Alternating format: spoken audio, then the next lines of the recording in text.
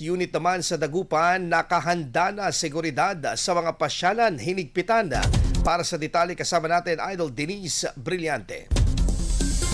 104.7 IFM Report. Nakalatag na ang inisyal na deployment plan ng Dagupan City Police Office para sa nakatakdang Tourist Police Unit na tututok sa pagbabantay sa mga pangunahing pasyalan sa lungsod na partikular sa Tondaligan Beach. Sa panayam ng IFM News Dagupan na kay Police Lieutenant Colonel Roldan Asuitos, Chief ng City Community Affairs and Development Unit at City Operations Management Unit, sinabi nitong nakahanda na ang 10 inisyal na bilang ng police personnel kasama ang force multipliers para sa unang yugto ng pagpapatupad ng inisyatiba. So napagkasunduan po dito na tuloy-tuloy po yung mga dapat gawin sa creation po ng ating tourist police unit.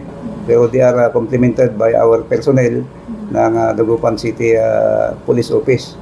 And also, mayroon din tayong mga force multipliers yan na tumutulong po.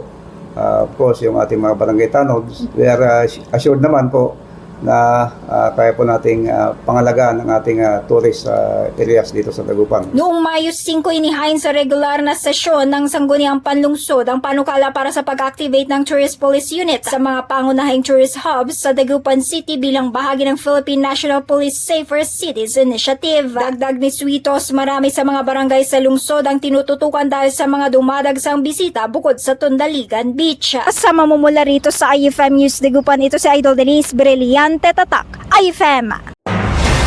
IFM News. IFM News. IFM News.